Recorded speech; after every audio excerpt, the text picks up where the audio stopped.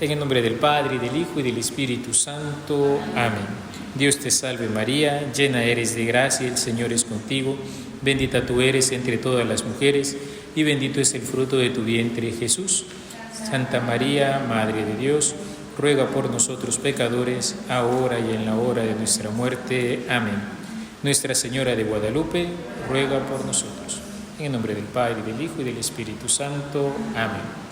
Pues bueno, este retiro va a ir en torno a nuestra buena Madre. Vamos a hacer 3 charlitas, 3 predicaciones. La primera es una que se titula En silencio con Santa María. La segunda se titula No estoy aquí yo, que soy tu madre. Y la tercera, El sí de María. Entonces, para entrar en el retiro, siempre recordemos la disposición habitual es estar abiertos a la gracia de Dios, que a veces pasará al inicio, a veces a mitad, a veces al final cuando ya en su horario terminen ustedes el retiro. Y en todo retiro siempre se nos recuerda que tenemos que entrar del todo. Habían 3 principios latinos, se decía, para un buen retiro. Intra totus manet solus exit alius. Entra del todo, permanece solo y sal diferente, sal otro. En primer lugar, entrar del todo implica, pues, que no lo tomemos en serio, ¿verdad? Porque aunque estemos en una casa que, pues, propicia, también uno que conoce la casa sabe que puede encontrar mañas para no estar haciendo el retiro, ¿verdad? Puede estar haciendo cualquier otra cosa y no meditar y no hacer oración. Y es importante el tiempo de la meditación. Luego, permanecer a solas con el Señor, dialogar con el Señor, tomarnos en serio ese estar corazón a corazón con el Señor Jesús y luego salir diferentes. Siempre todo retiro implica un propósito, ¿verdad? Chiquito, pero siempre importante, porque nada es pequeño cuando se hace por amor. Entonces puede ser simplemente un retomar nuestra vida de fe.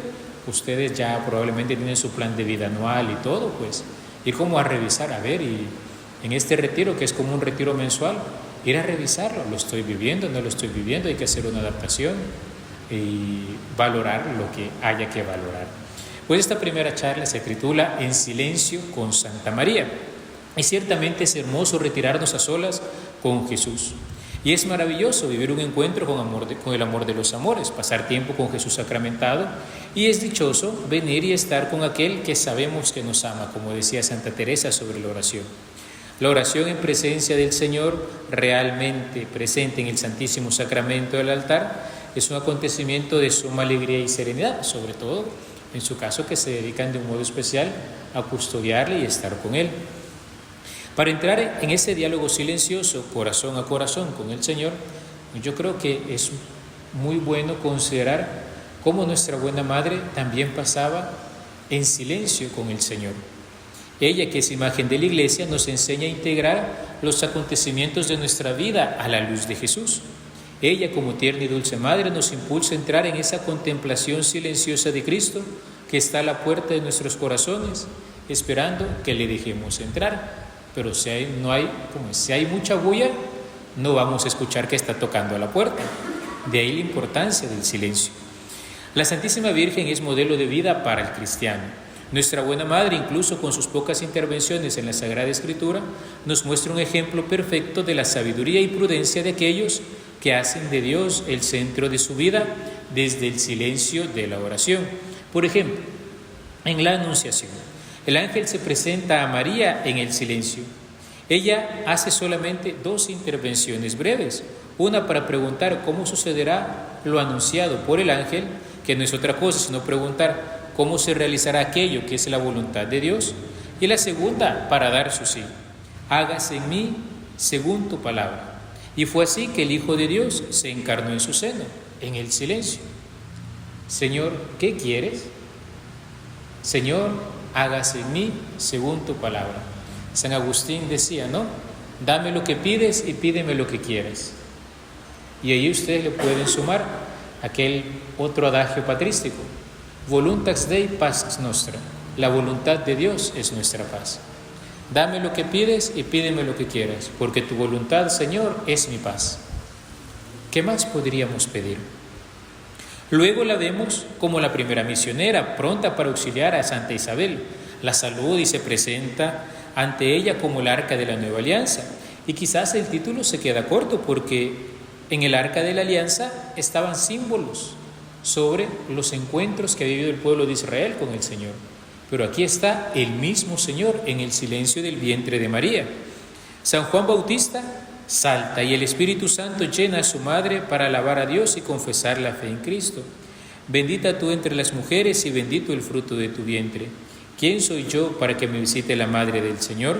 Pues en cuanto tu saludo llegó a mis oídos, la criatura saltó de alegría en mi vientre. Bienaventurada la que ha creído, porque lo que le ha dicho el Señor se cumplirá. Así la presencia de Jesús y la acción del Espíritu Santo provoca a María a que rompe el silencio para pronunciar una de las alabanzas más bellas de la Sagrada Escritura, el Magnificat. Pensemos, la Virgen supo callar y supo hablar.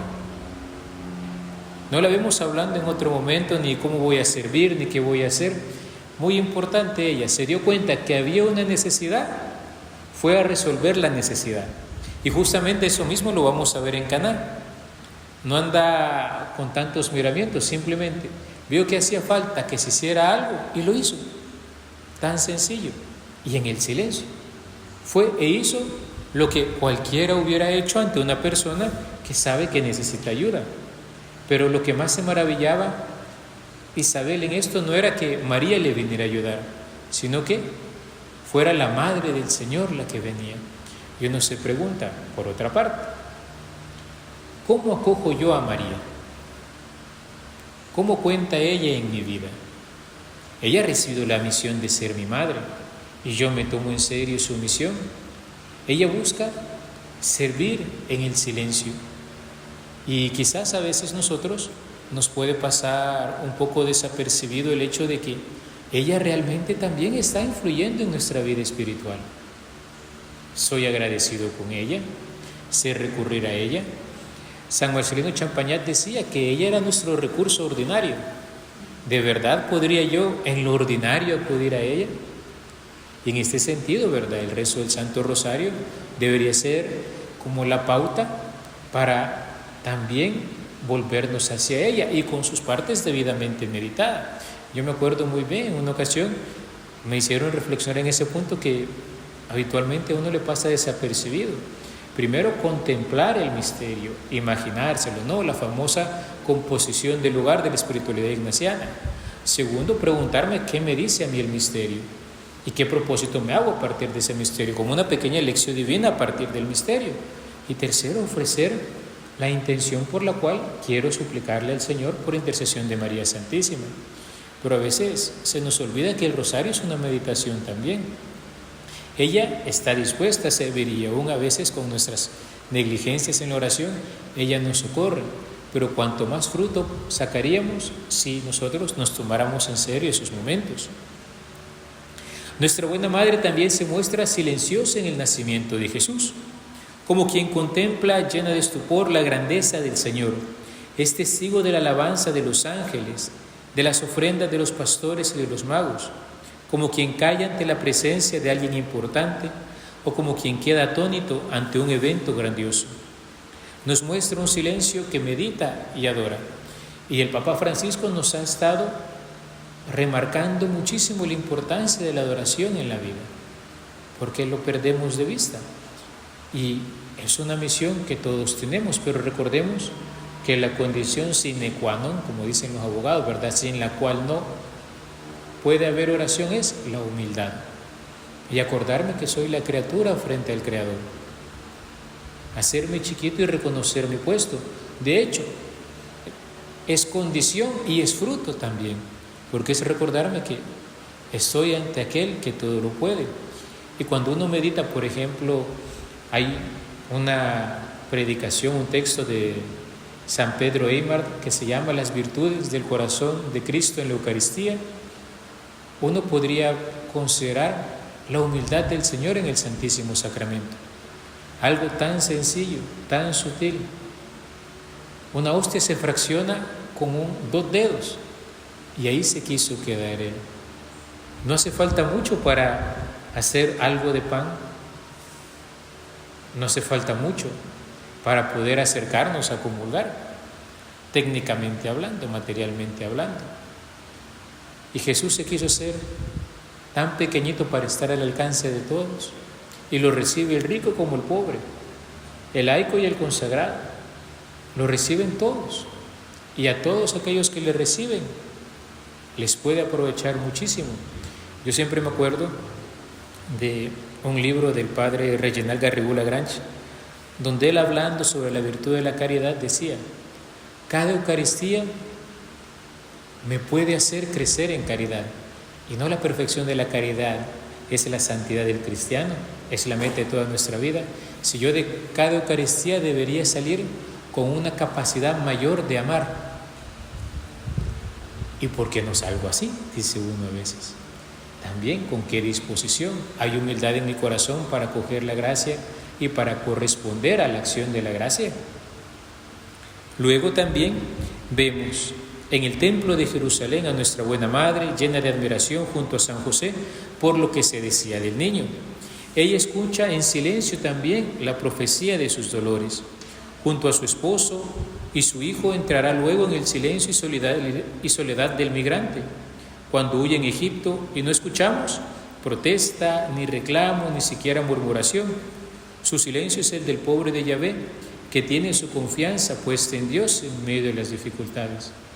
Si uno se pone a valorar, ¿no?, que le vengan a decir a uno, se tiene que ir a empadronar. Si ya estoy en el 9º mes, ¿cómo voy a salir de aquí? Me voy a quedar con mi mamá. Así dijeran hoy en día. Pero María siempre con su esposo, porque la esposa debe estar donde está el esposo. Y ahí vemos que va con San José. Y luego que tienen que salir para Egipto, y allá va. Y ahora, si está recién nacida la criatura, pero allá va. Y obedece en el silencio con San José. ¿Y todo por qué? Porque se fía de las palabras que el Señor le da, y también se fía de su esposo, como consagradas. Y ustedes se fían de su esposo. Cuando a veces les dice, vamos a Egipto, ¿qué podría ser ese Egipto a la luz del misterio de la infancia del Señor para nosotros, en esos periodos en que estamos en un lugar que no comprendemos? Pues ahí también, en el silencio de la oración, aceptar la voluntad de Dios y seguirlo, acompañarlo, confiando. Un silencio que es confianza en el Señor. ¿Cuándo hablará de nuevo nuestra buena madre? De regreso en su tierra, siendo peregrinos en el templo junto a José, en algún momento, sabemos, pierde de vista a Jesús. Luego de buscarlo afanosamente, le encuentra. Y entonces la Madre de Dios habla nuevamente, esta vez para manifestar su dolor a su Hijo. Él responde, y ante su palabra, que es palabra en la que Dios se revela, estoy en las cosas de mi Padre, vuelve en silencio meditando las cosas en su corazón. Habla y escucha y habla cuando hay que hablar. Pero meditaba los misterios en su corazón. Y el Papa Benedicto XVI, lo vamos a ver más adelante también, dice que esta era una virtud en María Santísima, una mujer que discierne, que considera, que se pregunta, no se deja llevar a la primera, sino que medita la palabra que se le revela. A veces también nosotros pensamos en nuestra buena madre como que facilito, ¿verdad? De una vez contestaba así. No, pero también cuando Gabriel se le aparece, ella se preguntaba qué significaban esas cosas, dice San Lucas. Es una mujer que discierne, pero no se queda en el discernimiento, toma la decisión. A veces a nosotros nos pasa eso, nos quedamos como discerniendo, pensando, dando tanta vuelta. No, y hay tiempo de tomar decisiones. El fin del discernimiento es la decisión, la elección. Si no hay elección, ¿qué discernimiento hubo? Y así los evangelistas dejarán pasar largos años la vida oculta de Jesús, que es también vida oculta de María. Y San Juan nos recordará cómo se rompe el silencio de nuestra madre en Caná. Esta vez no por su dolor propio, sino por el del prójimo, por la aflicción que le quitaría la alegría a los esposos que se habían quedado sin vino. Y así arranca de Jesús el primer milagro. El silencio se realiza y el silencio se rompe ante la necesidad del prójimo. También nosotros podríamos preguntar, y en nuestra práctica, ¿sé también yo acudir a la Virgen para interceder por otros? ¿Sé acudir a Jesús como la Virgen para interceder por otros? Yo creo que ya les he hablado de eso, ¿no? A mí me encanta pensar en que Jesús no desoirá la oración de su madre. ¿Y por qué no utilizar sus palabras para orar? Mira, tal pariente que va migrante para el norte. Señor, no tiene vino.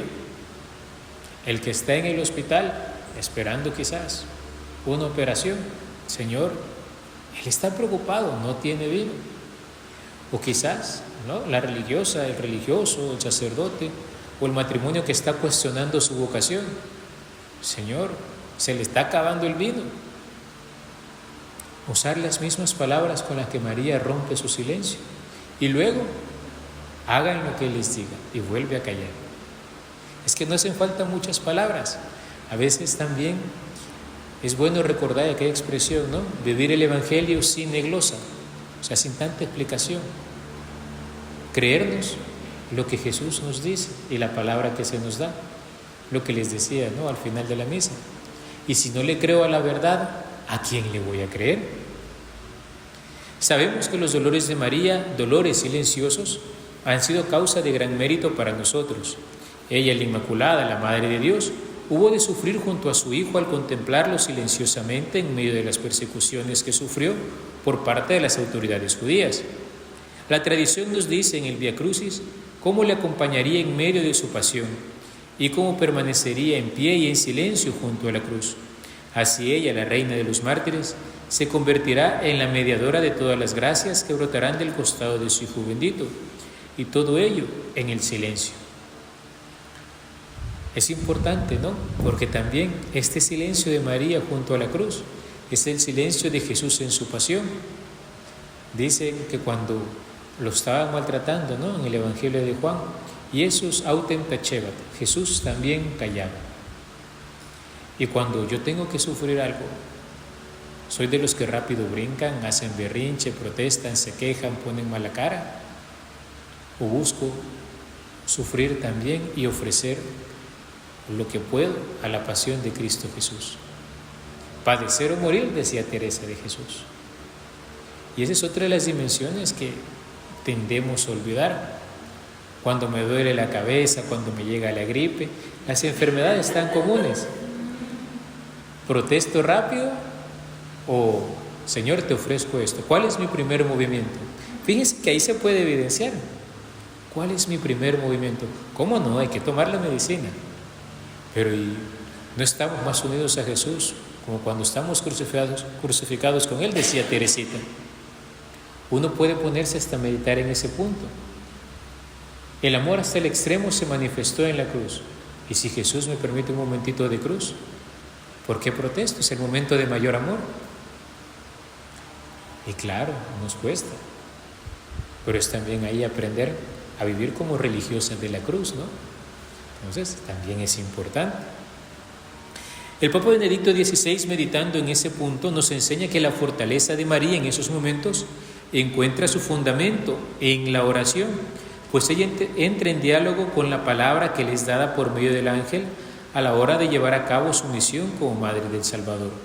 Decía Benedicto XVI, no la considera superficialmente, sino que se detiene, la deja penetrar en su mente y en su corazón para comprender lo que el Señor quiere de ella, el sentido del anuncio. Es más, al conservar las cosas en su corazón, ella reunía todos los acontecimientos que le estaban sucediendo, situaba cada elemento, cada palabra, cada hecho dentro del todo y lo confrontaba, lo conservaba, reconociendo que todo proviene de la voluntad de Dios, porque lo que nosotros traducimos hoy en día como meditaba todo en su corazón, realmente en griego significa reunía todo en su corazón. Y eso es bastante, podríamos decir, sugestivo a la hora de reflexionar en ese punto. Es la humildad profunda de la fe obediente de María, que acoge en sí también aquello que no comprende del obrar de Dios, dejando que sea Dios quien le abra la mente y el corazón, cuando Él quiera.